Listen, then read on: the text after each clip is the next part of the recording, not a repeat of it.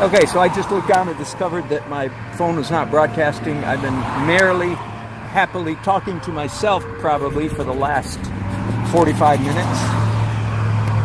Ask me if I'm irritated. No, don't ask me if I'm irritated. Doggone. And you can't believe how brilliant I was in the last 45 minutes. I mean, blisteringly brilliant. Oh, okay. Well, let's take off from right here. So I'm about 45 minutes in. That is my second layer of white. So I did a big abstract, like I always do. Then I drew in brushes, then I drew in pencils, then I did white, then I did more glazes, then I drew in brushes, pencils again, then I drew in brushes again, then I did white again. Anyway, so I'm down to layer number 7 now. And I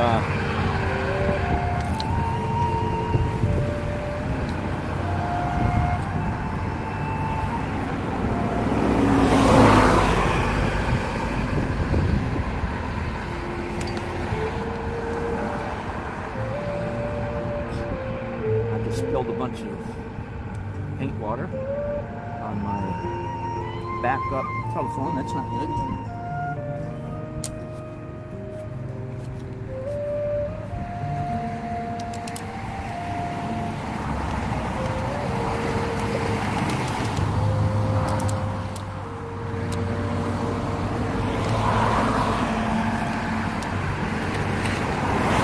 Okay.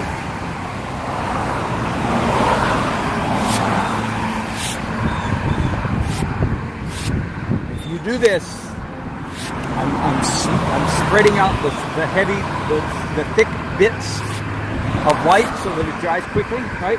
And in the process, I'm also making nice dramatic strokes, marks. You cannot do that slowly. You cannot do that gingerly and carefully. You must do it boldly and quickly, otherwise it will look terrible. Trust me. I'm thinking of some of you timid painters, especially perhaps some of the feminine persuasion.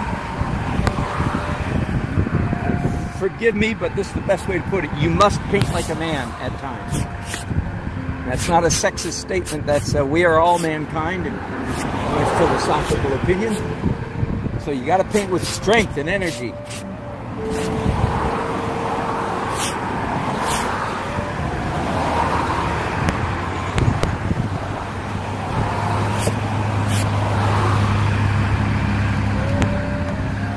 Obviously, I decided not to go to oils yet.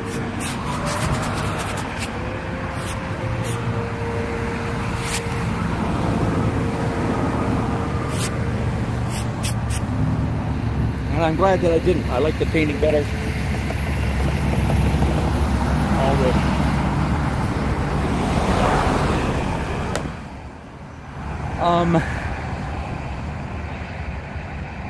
What to do next, though? That is a good question. I think I'm going to draw with pencils again. That would be extraordinary. That would mean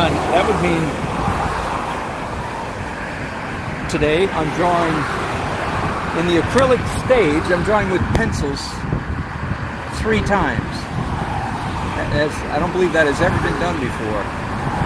That by me. I don't think I've ever done that.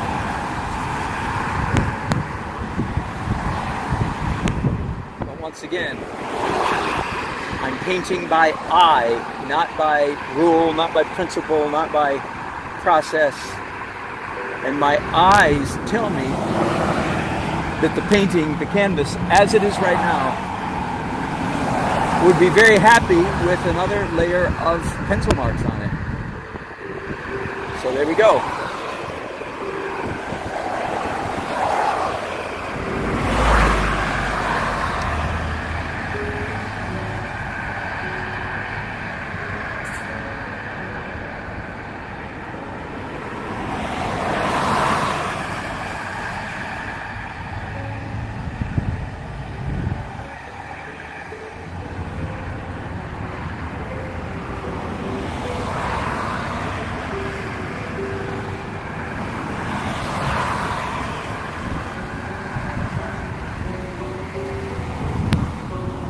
windows. Do you like that? Some windows get drawn like this. Other windows just get scribbled in like that.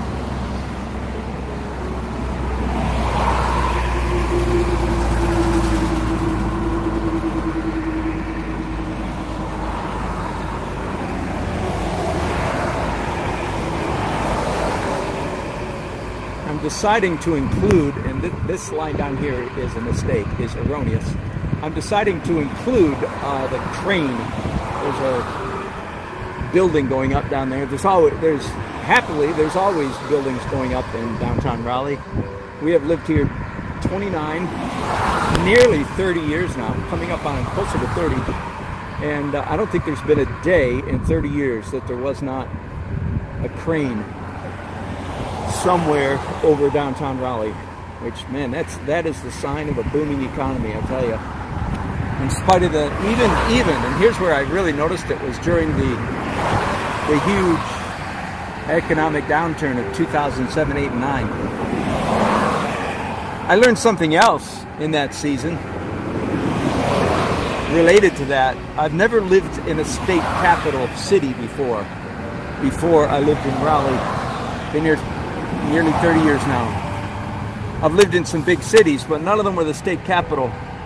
Here's a interesting artist's observation. As you can see, as you know, I paint cities a lot. Funny viewpoint. If you live in the state capital,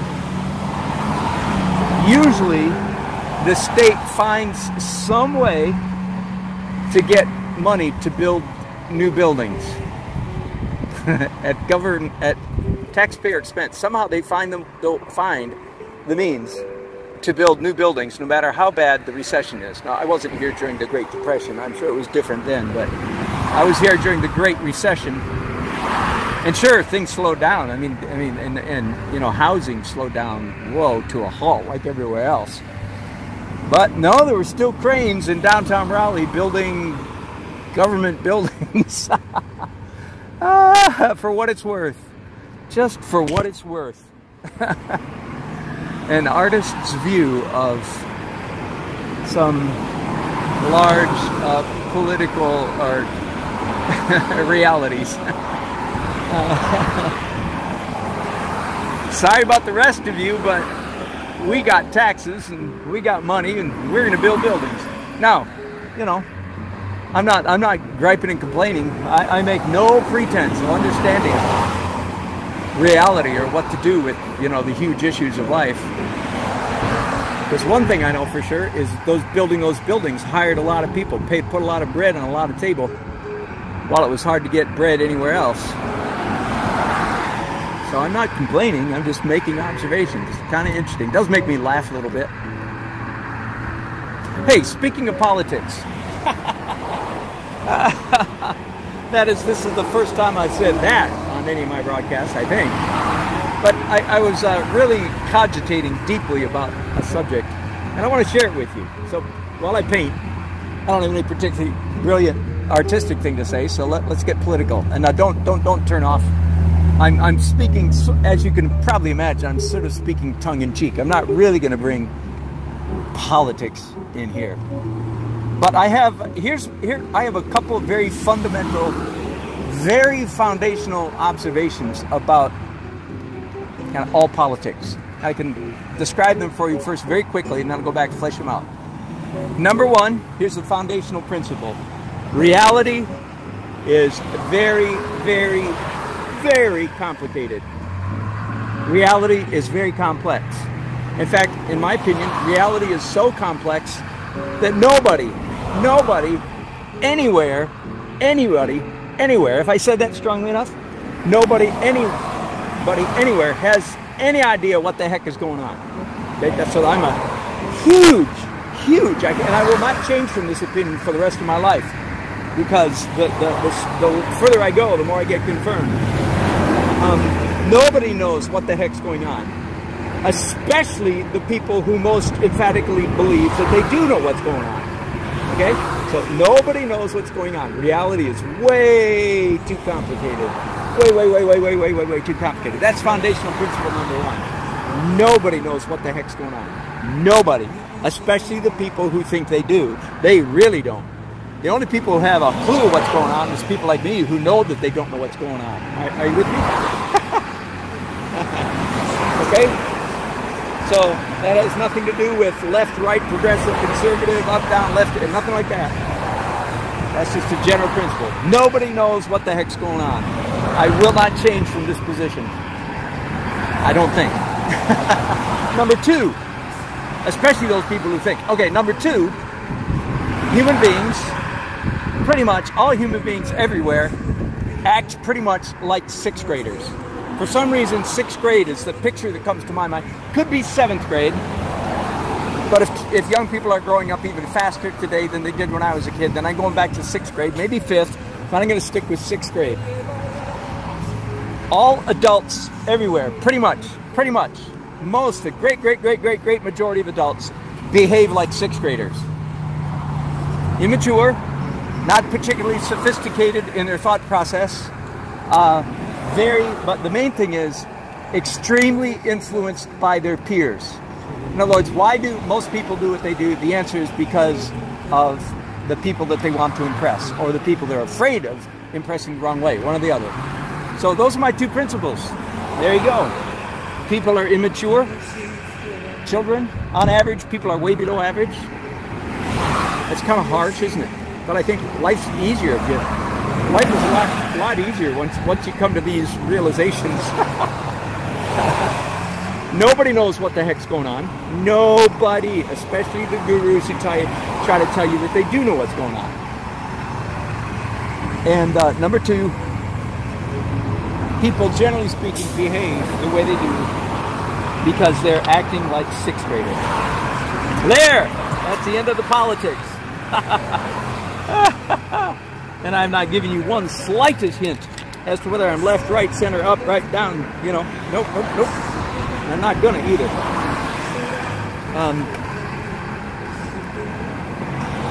So third principle is, if almost everybody behaves like sixth graders and nobody knows what's going on, here's the bottom line. What does that? It behooves us to do what? It's real easy. It behooves me, and in my opinion, you and everybody else, to be humble. Don't get too big for your britches. Acknowledge that you don't know what the heck's going on. You have some guesses, and some of those guesses might be worth expressing in the public sphere. Probably not, but maybe.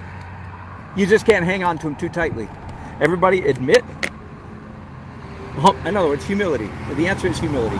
And the other answer is, what do you do with all those human masses, unwashed masses, who are behaving like sixth graders? The answer is compassion, love. The one thing we can do right, the only thing we can do right as human beings, is love each other. That's all we can do. That is the only right position. My philosophical, my political position is, be nice, be humble, love everybody. Now, do I behave all the time according to my own highfalutin? Nope. Sometimes I fail and fall and fail and fall and don't do what I'm telling you right now. But when I'm in my right mind, which is, by the way, part of recovering, part of not behaving like a sixth grader, is acknowledging that you are not always in your right mind. Sometimes you are not in your right mind. Myself included. Front of the pack, absolutely. I'm talking about myself. I'm also talking about you, but you have to decide whether you're willing to accept my analysis or not. Sometimes you are not in your right mind. Sometimes you fly off the handle and talk foolishness just like everybody else, and I do too. Now, I'm trying not to. I'm trying to get better at it. I really am. In fact, I had an experience last week that I'm really embarrassed about. That I called up I texted some customer service people, and I was so irritated because I'd been experiencing literally hours of frustration. And so by the time I finally got a service person on chat, I kind of let him have it. I didn't cuss and swear. I used really big words, but let them know in no uncertain terms that I was quite unhappy.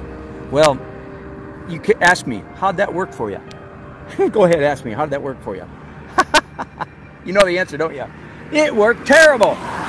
Because then when I finally did get a customer service person on the phone, well, they were immature, young and immature, but they were responding to my anger, and it just, I mean, I apologized twice on the phone. I came to my sense. Guy came into my right mind pretty quick, but the guy on the other end did not come to his right mind. He stayed mad at me the whole time, which, you know, I can understand because I ticked him off with my comments. He was not a good customer service person. He just was anxious to put me down, which he did very well. But I even forgive him for that because I provoked him. And I looked at myself, you know, as soon as I got off the phone, and ever since then, I looked at myself and said, Nelson, doggone it, man, you are 64 years old, and you still have everything behave in a childish manner. I'd be embarrassed if I was you. And I want to tell you, I am embarrassed. I was embarrassed. I am embarrassed. And I have renewed determination. Like, dang, no matter how mad you get, don't ever do that again. It just doesn't go well. So that's my new, I'm freshly there. Now, I'm sure that I've got many years, hopefully, left to live, and I'll screw up again. Don't worry, I will. I hope you won't be there to see it. I've screwed up a couple times on these broadcasts in the last year and a half. Said things ill-advised. I shouldn't have said them. They came across wrong, and some people have rebuked me. And I appreciate the rebuke. At first it hurts, and then you go, wait a minute, you know what? They're really right. I shouldn't have said that. I won't tell you where, but it's happened a couple times in the last couple of years, last year and a half. That's the problem with doing things live. Like, what about, like right now? Am I going to be ashamed of what I'm saying right now? I don't think so, because I'm in my soul, heart, soul, mind's in a good place. I'm in a place of peace, love, joy. I hope you can tell that. I really hope you can tell that. So there you go. My political, I would love to start a new party. The party would be called, we don't have any idea what's going on, do you? No, you don't. But rather than behaving like sixth graders, we're all just going to love each other. Kumbaya, stuff like that. Oh, I know. I can hear the cackles of derision.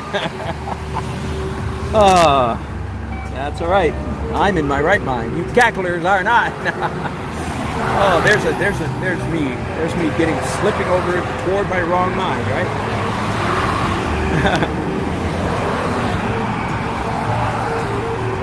When I'm in my right mind, I'm wonderful. When I'm not in my right mind, not so wonderful. And you, my friend, are exactly the same way. Okay, let's get off politics. I bet you, I'm willing to bet most of you kind of like my political statements, though. I'm willing to bet most of you kind of go, yeah, I like those politics. I like that view of politics. One thing's for sure, we can remain friends based on my view of things. Unless you're one of those people who knows that you know that you're right. We can still be friends, but it's going to strain our relationship because... anyway, that's as far as I'm going with that. Hey, I'm liking this painting. Are you? It's coming out nice. And as I always say when I say things like that, when an artist says that, it's an expression of surprise. It's not an art. I'm not bragging. It's like, oh, dang, I think this might actually turn out nice. That'd be fun. Might actually be a nice painting. Wouldn't that be fun?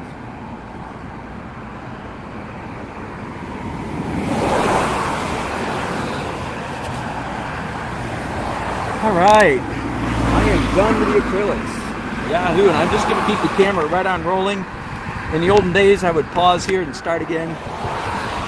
I'm going to keep going. I'm sorry I can't see any of your chat comments. I will catch them all later when I get home. I can't see them now because it's very noisy out here, and my screen is, you know, daylight. You just can't see screens very well in daylight. Sorry about that. So thank you for your comments. And I will look at your comments as well, comments and your chats.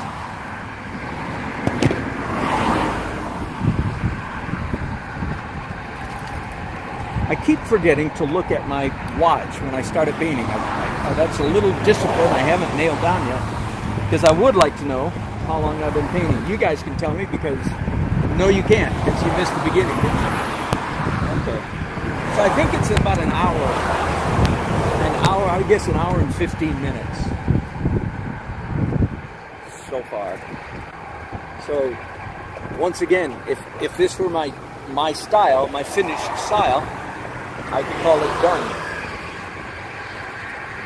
And I might ought to move in this direction, generally speaking. More abstract, more unfinished. I want to finish with oils, but I want to retain this level of energy. Okay, now I'm going to swipe my damp brushes, slightly damp, across the white to spread it out so it dries faster. And you can't do this slowly. You cannot do this slowly. It will look terrible. Trust me, it will look bad. You have to do it with energy and speed and large strokes, the way I'm doing it. That's my opinion. I believe I'm right. Every rule can be broken. If you don't know the rule, you're probably just screwing up. The rule is strokes like that, with speed and strength. If you do it slow, it'll look like you did it slow. It'll look like crap. Trust me.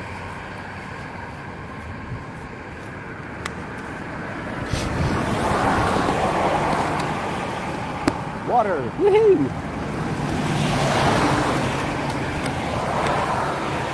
Hey, I haven't taken a minute to show you guys where I am. So, standing in the median, as you can see, in the grassy median with crepe myrtle trees in it. Crepe myrtles are my favorite North Carolina trees.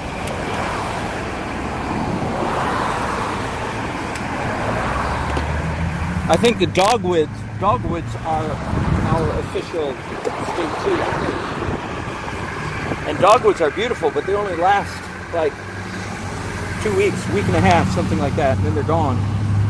Crepe myrtles are in bloom for weeks and weeks and weeks, months perhaps.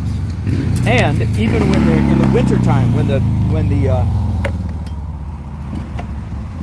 trunks are complete, the branches are completely bare. They're beautiful trees, even when they're bare, because of the fascinating shape of the trunks.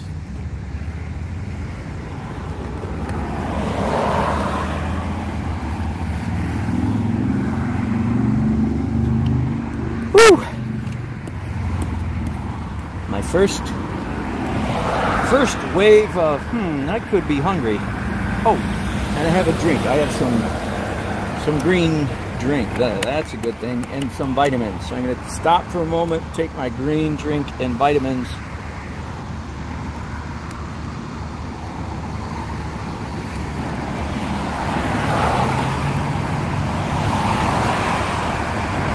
And obviously I need to put out more paints here. Clean up a little bit from last night's foray. Last night's mess, right? Okay, time out for green, a little bit of orange juice, a little bit in here. I'll sweeten it up a little bit. And my vitamins. These are all products that my wife sold for several years. Still does, if you call her. Great, great, great stuff. She's not doing it now because we have a house full of kids. Pardon me while I take a swig.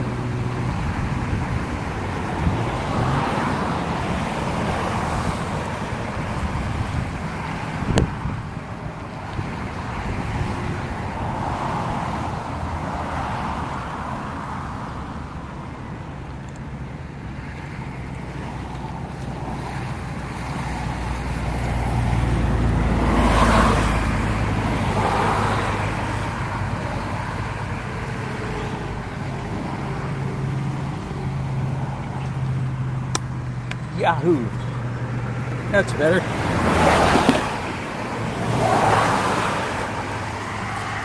Okay, let's get some paint out here. Permanent rose.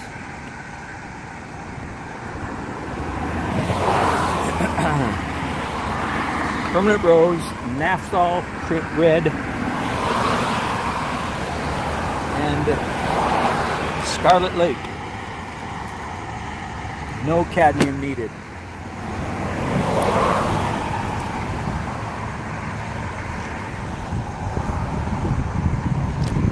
And then what's this called? Permanent orange.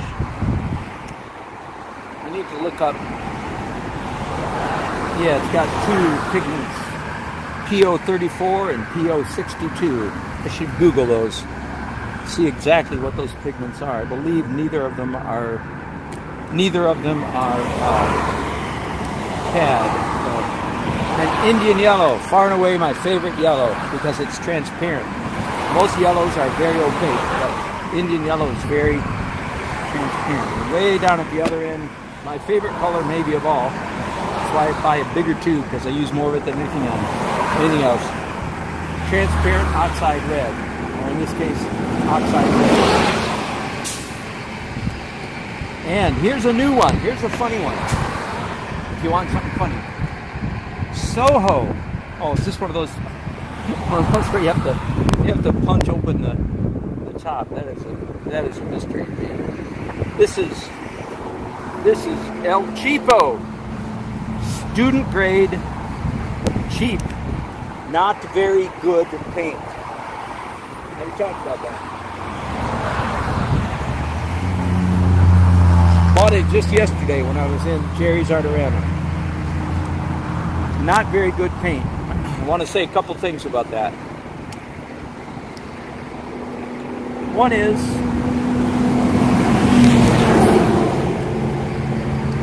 I don't like snobbery.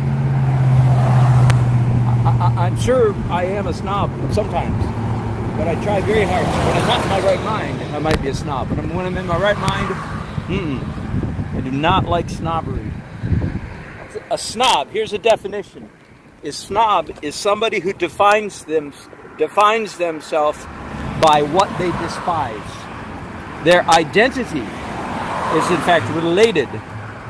They feel like they are superior to everybody else. They feel like they're superior because they dislike things. That's how a large part of their identity. Ew, I don't like that. Ew, I don't like that. Here's a real popular one among intelligent and see if you've heard this one. See if you've said this one. Real popular among intelligent, educated people. Oh. No, I don't watch TV. Well, you blankety blank snob. No, I don't watch TV. TV is beneath me. Yes, TV is beneath me. Yeah. TV is beneath me. That, my friends, is a snob. Okay, let's talk about artists. Here's an artist. Here's an artist snob. And you hear this everywhere. This kind of thing. Oh no, I only use the very best paint. In fact, none of the paints in the world are good enough for me. I have to make my own paints. Now, if you want to make your own paints because it's fun making your own paints, go for it, knock yourself out. But that's not usually what you get. Usually what you get is snobbery. Usually what you're hearing is snobbery. I am pulling the mask off all of my fellow art teachers. No.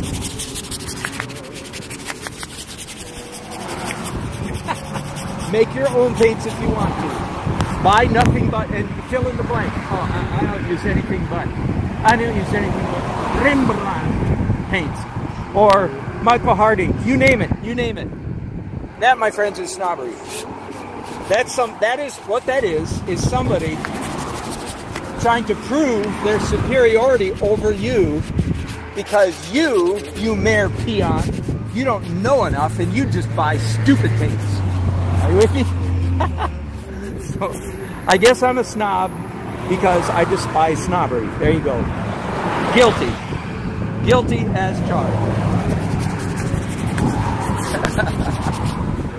I have compassion on people that are snobs because they're acting like sixth graders, if you were with me a little while ago. They are indeed behaving like sixth graders. The art world is full of snobs. The art world is full of people who are professional card-carrying. It's their job to be snobs. Clement Greenberg. He's dead now. He might know better now that he's dead. Who knows? He was like the biggest snob in the history of art. He despised everything. Except, never mind. Anyway, he was a snob. He was very, very, very proud to be a snob. I don't think there's any need for snobbery at all. So, let's get back to paints in particular. Students, let me give you a word. You're going to like it.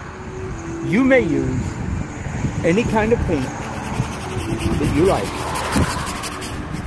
And if, like I have, if you find a particular color of a particular cheap student grade paint. Now, you do have to watch out for light fastness. You do. You do have to watch out and make sure the student, whatever student grade you're buying, it's not going to fade on you. Okay? You do have to watch out for that. But, and fluorescents, for instance, are notoriously fugitive. They're sort of transient. They disappear on you.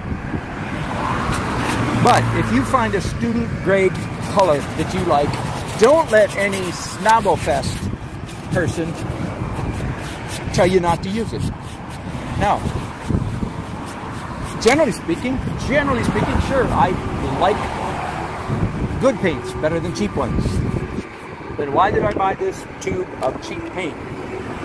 Soho, cute, not very good, inexpensive, but also cheap, not very high pigment content, raw umber.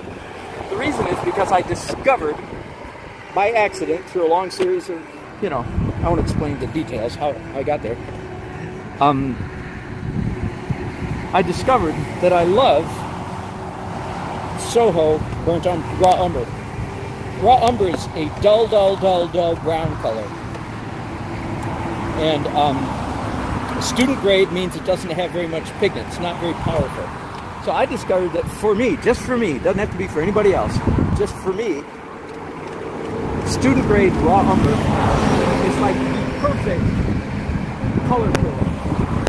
Sometimes a color needs killing. You follow me? You know what I mean by that? Sometimes you want something to tone it down a bit, just a bit. And that's why I use the student grade raw umber. Okay, that's enough of that tirade. Let's get back to just painting now. At the moment, painting, as you can see, painting with a rag. I love painting with a rag. I really do. Love painting with a rag. Because you get such control, so much control over the painting without slipping into control freak. Got it? Love it, love it, love it. Does that not look cool? Yes, that does not look cool. No. Does that not look cool? Yes, that does look cool.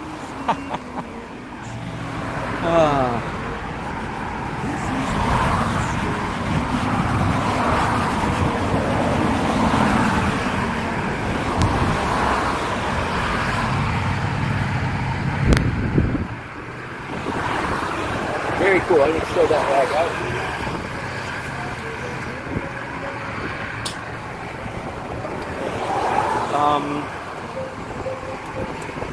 Pick up some of these little chip brushes, little 1-inch, and I often don't do this, but I'm going to do some local colors,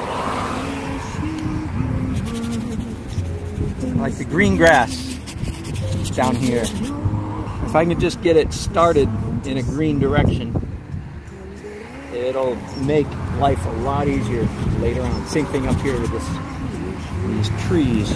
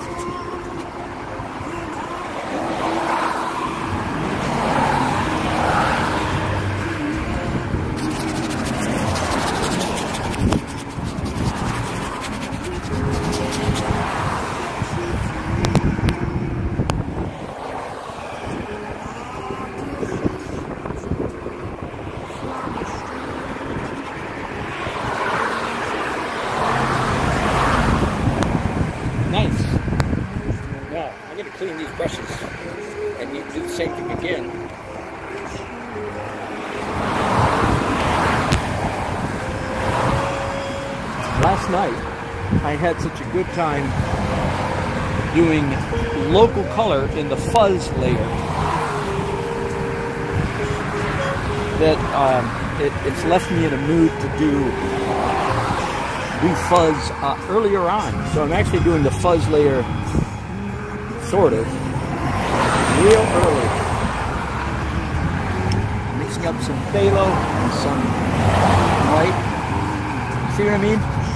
That building right there is a definite phthalo blue cast to it. So I just went ahead and gave it that, and this building has a greenish cast to it.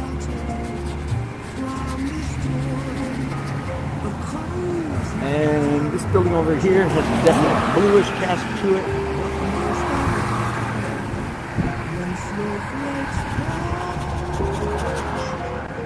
Anything else?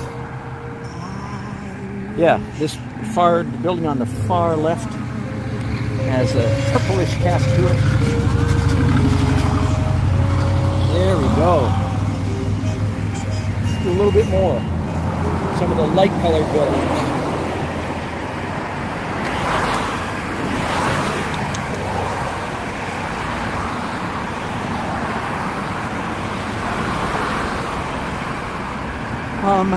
No, they're already the right color, just in the glaze. So we just do a couple of red buildings in here. There you go. There you go. Yeah, same thing over here. All right.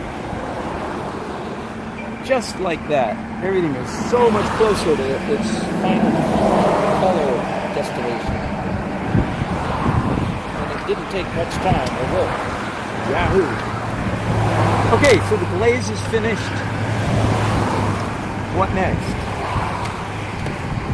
At this point, it's one of two things. Either draw in pencil or draw in brushes. And by the way, a little bit of ragging, messing up, just finger and rag. Okay. And there's already a lot of pencil on there, so it's a real easy decision today. The answer is draw with brushes. So that means dark, transparent, kind of outline-ish.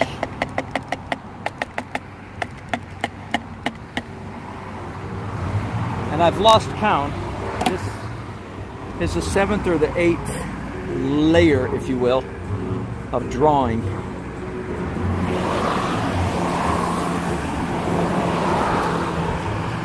And I'm going to start out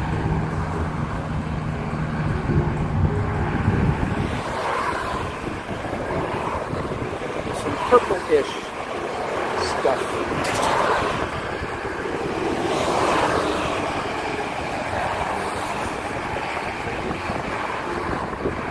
Why purple-ish? I don't know. Just because it's dark, first of all, and it's pretty. I'll change, I'll shift. I don't want to do the whole drawing in one color.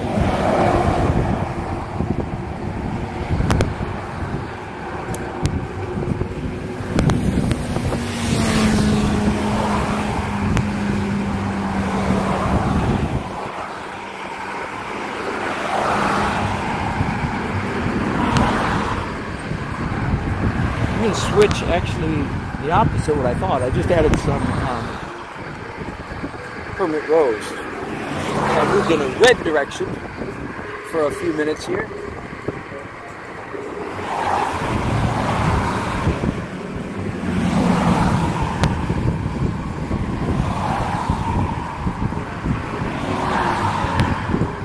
Again, each layer of the drawing process, theoretically, each layer gets slightly more realistic, somewhat more detailed,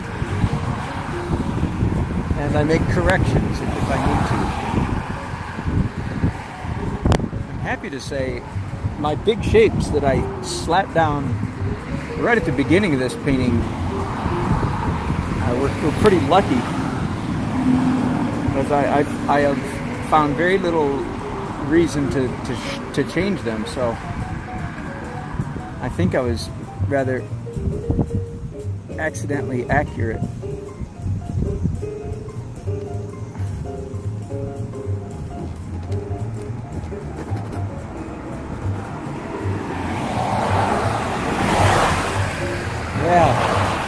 Fun, fun, fun.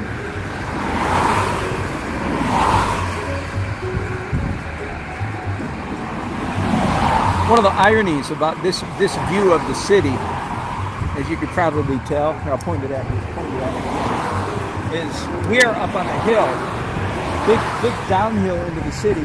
So many of the buildings that are here are right at eye level. So we're experiencing very little, linear perspective because we're at the same level. Up here there's perspective, and down here there is. Right here in the middle, all the buildings, for better or worse, are conveniently horizontal. See, this line goes down. A little bit of perspective there.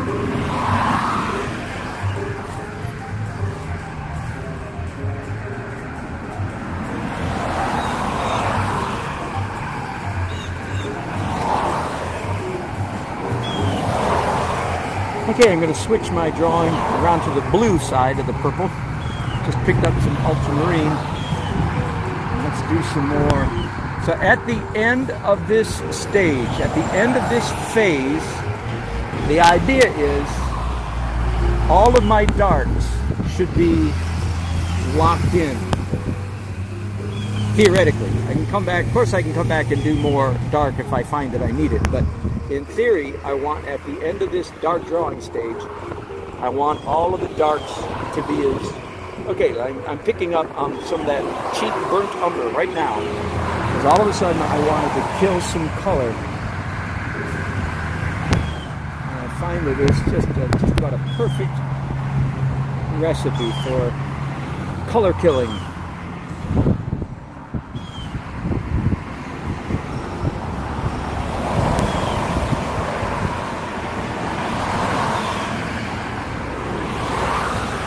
Nice. I think it's nice.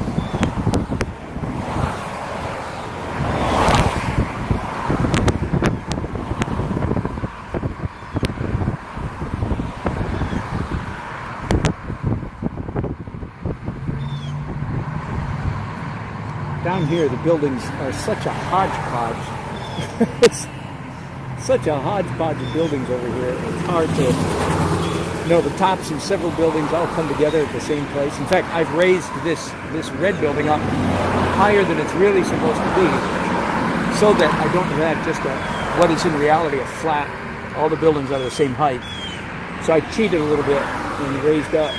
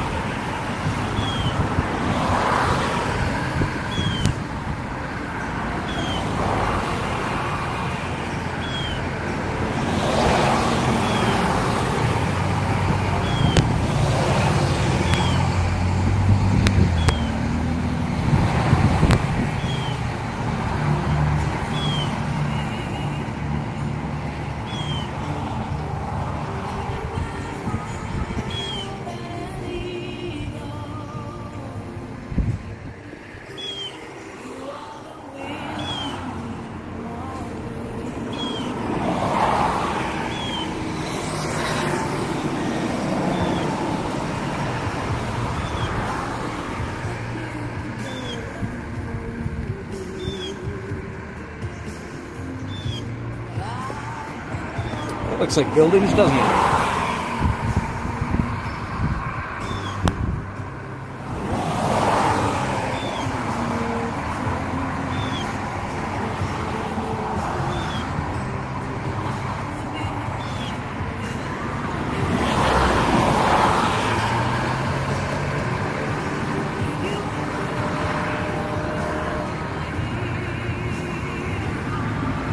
Okay.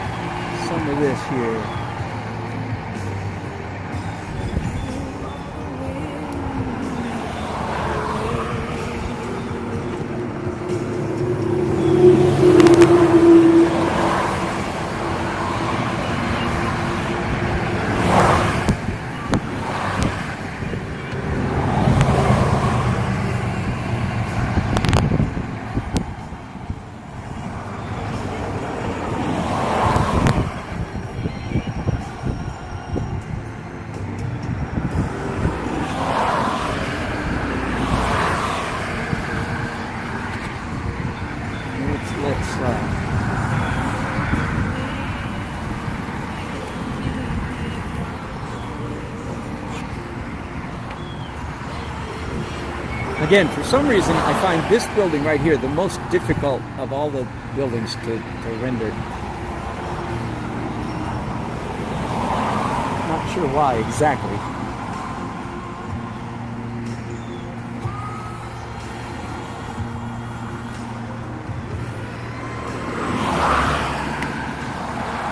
I call every single one of my stages of the painting process, every single stage I call underpainting right up until the last layer. Maybe the last 2 layers, if you count the fuzz layer, but definitely up until the last layer, everything is underpainting, except for the final edit, which then is overpainting, which is a term we don't use. I don't know why. We should use it. At least I should use it, because that's the only one that makes sense compared to underpainting, is overpainting. And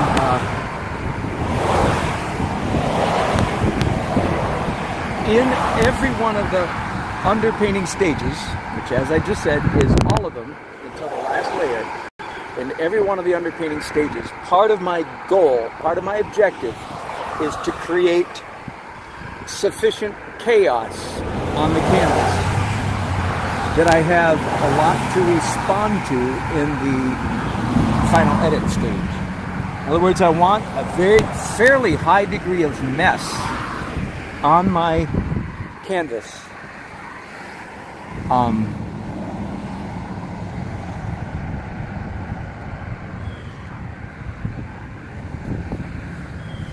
So I have lots to respond to.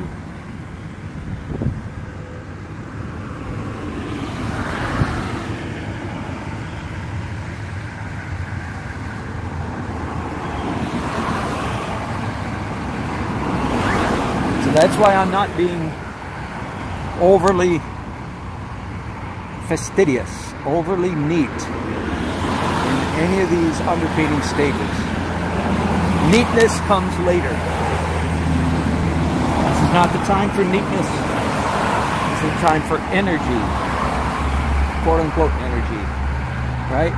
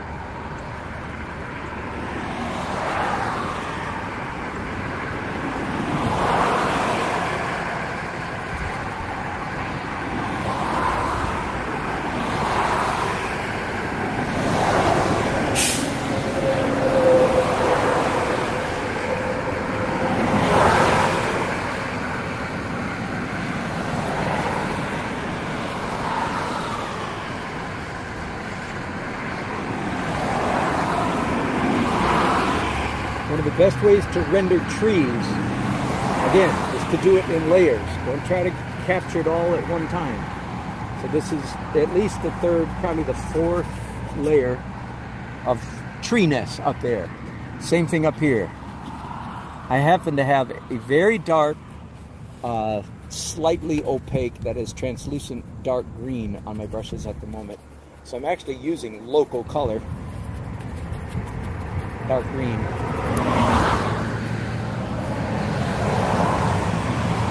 I'm using the same color a child would use at the moment. Dark green. Trees are green, right?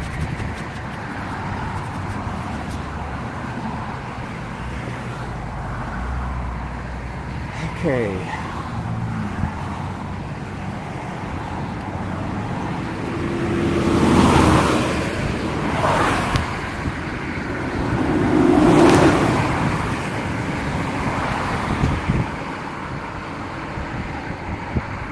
More of that color killer. Loving it. Loving this student grade raw umber.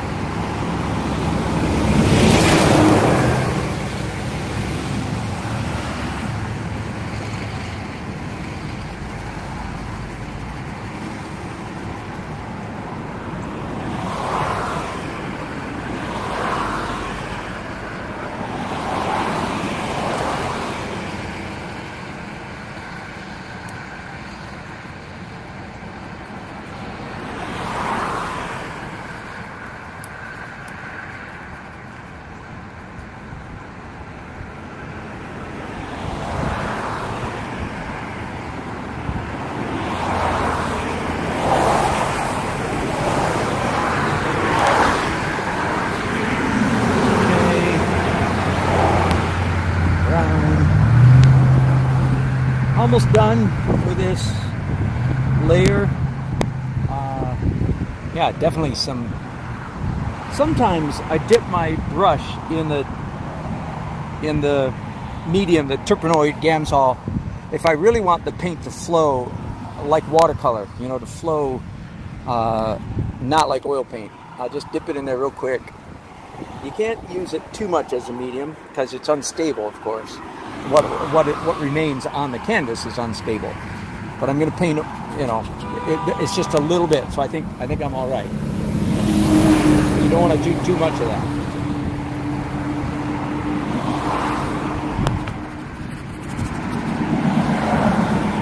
Okay, can you see what's going on there? A little bit of...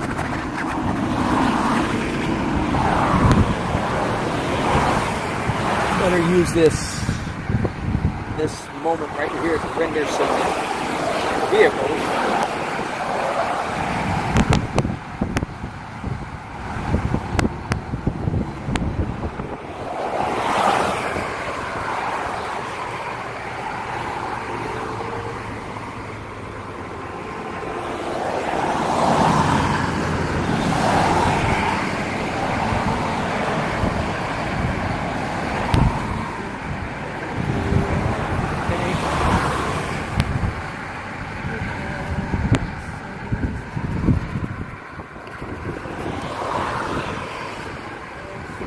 Okay, one more thing. I need to add some, and this is sort of like the fuzz layer right now, because I'm going to use an opaque. My fuzz layer right now is sneaking back into the into my drawing layer. There's a blush, a faint blush of fuchsia, raspberry-ish, pink, magenta-ish, because of these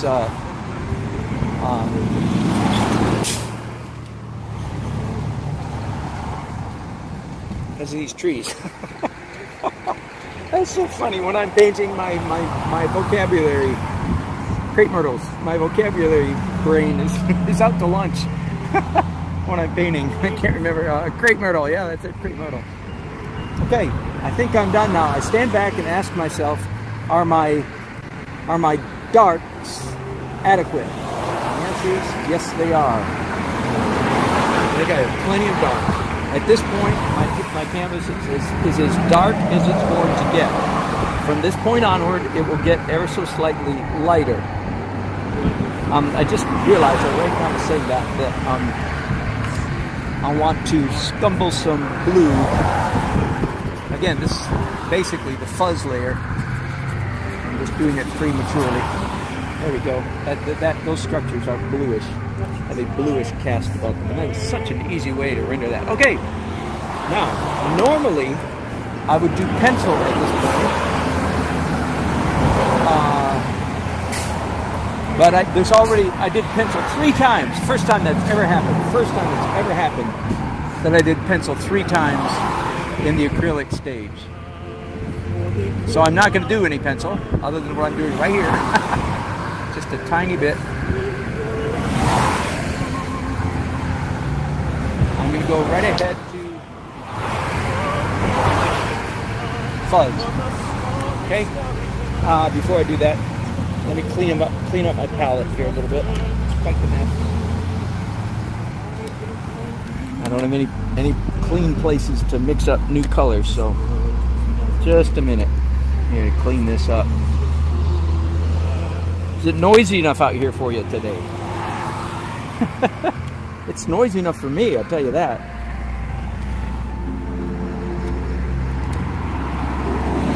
So yeah, I guess I could say I have some envy for those of you who do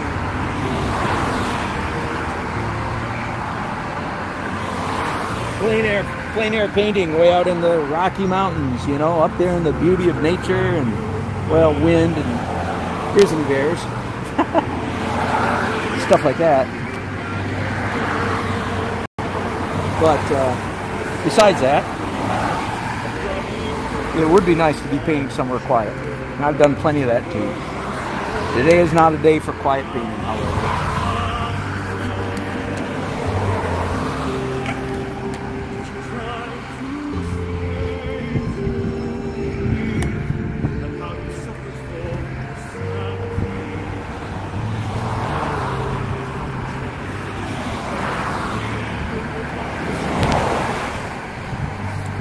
Well, it looks as though I'm still broadcasting. I'm very surprised and pleased because I didn't recharge all my batteries last night. So I didn't know how long they would last, but it looks like we're okay. Okay, let's do the fuzz.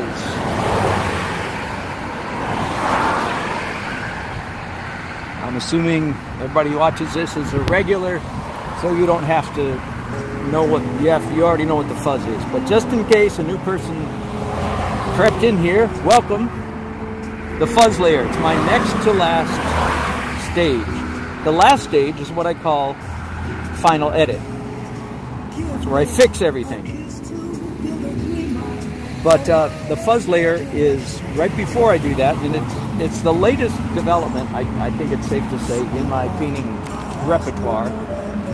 I don't know if it's going to remain a permanent part, because it could easily get just shoveled into the final edit phase. But the main purpose of the final edit of the fuzz layer is soft edges.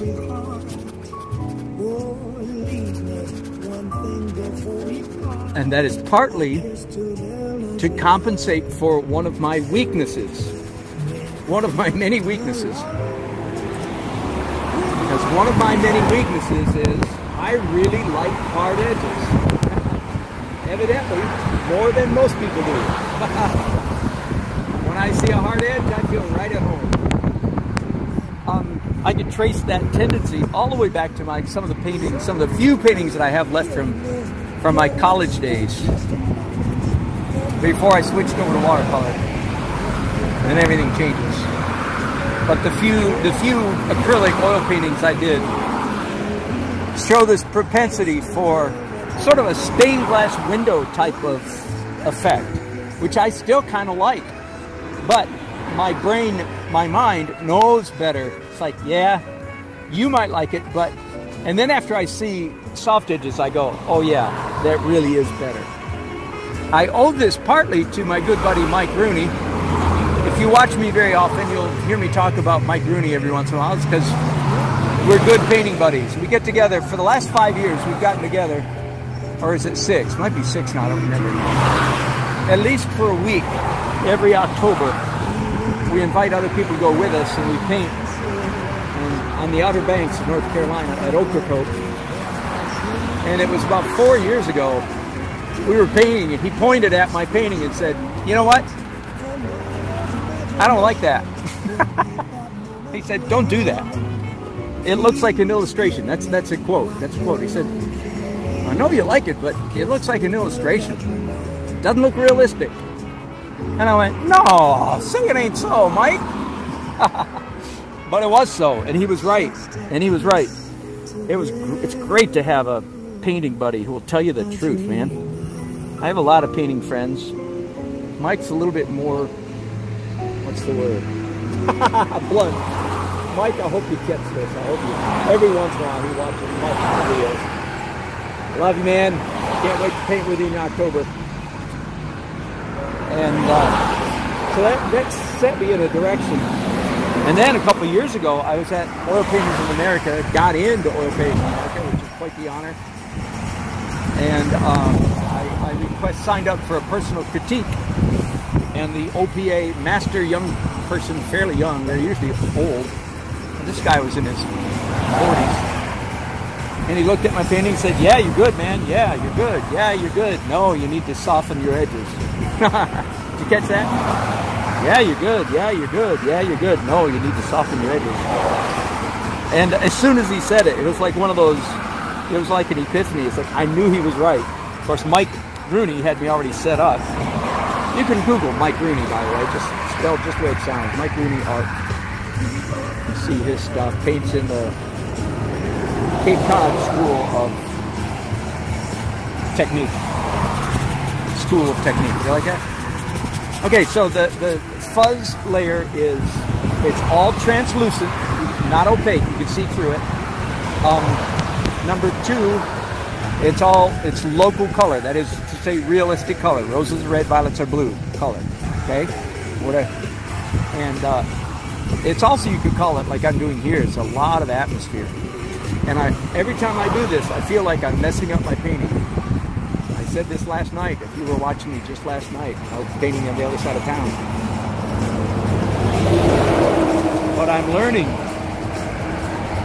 not to worry about it. No, I am not messing it up.